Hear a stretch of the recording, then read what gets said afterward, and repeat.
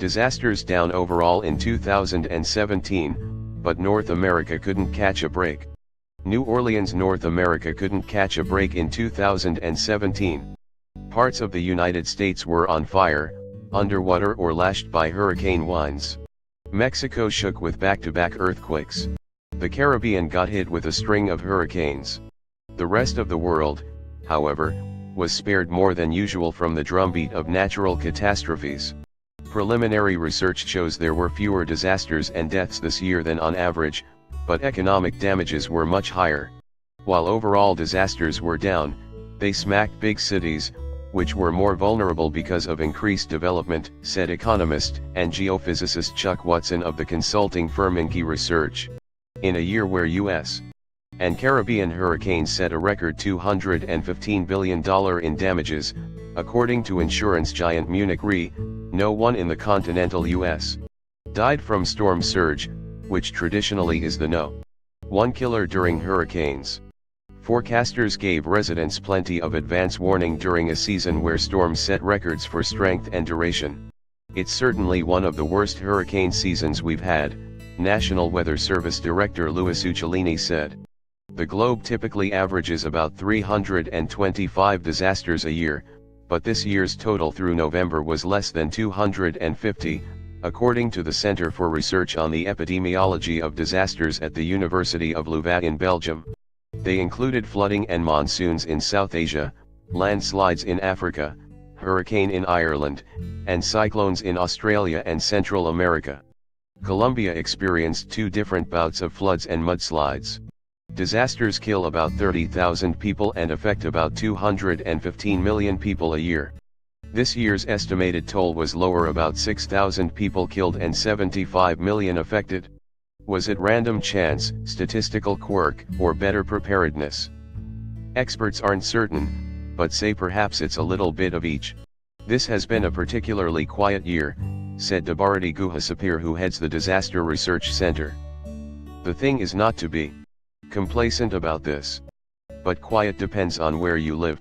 The U.S. had gone more than a decade without a Category 3 storm or larger making landfall on the mainland.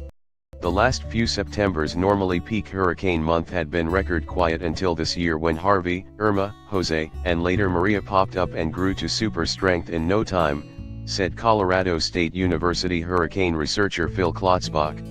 September was just bonkers. It was just one after the other, you couldn't catch a break, he said.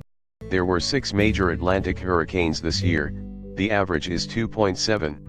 A pair of recent studies found fingerprints of man-made global warming were all over the torrential rains from Harvey that flooded Houston. Before and after Harvey's floods, satellite photos from almost 500 miles above the Earth reveal the stunning extent of Texas floodwaters. Researchers at the University of South Carolina estimated that economic damages from this year's disasters, adjusted for inflation, were more than 40% higher than normal, mostly because of Harvey, Irma, and Maria. By many private measures, Harvey overtook Katrina as the costliest U.S. hurricane, but the Weather Service hasn't finished its calculations yet. Much of the damage and death, storm surge and otherwise, from hurricanes striking the Caribbean are still unknown. The National Hurricane Center hasn't finished tallying its data.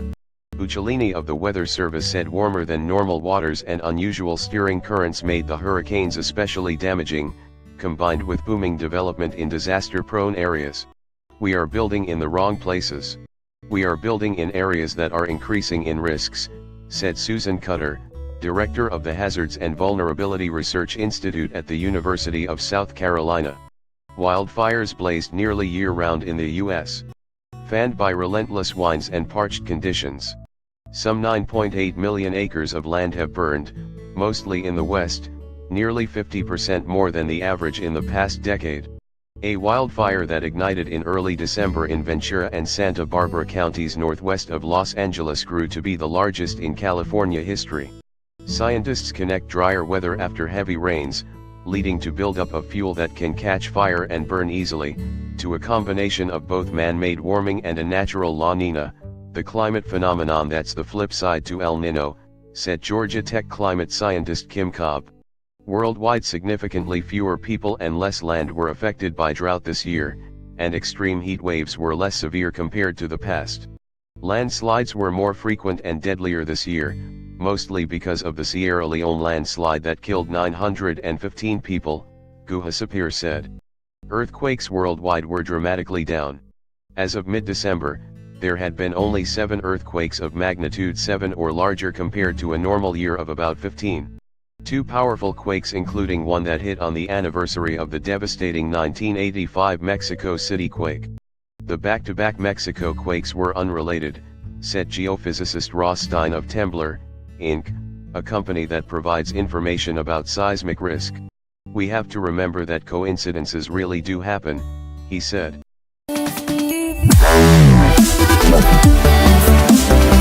Wow.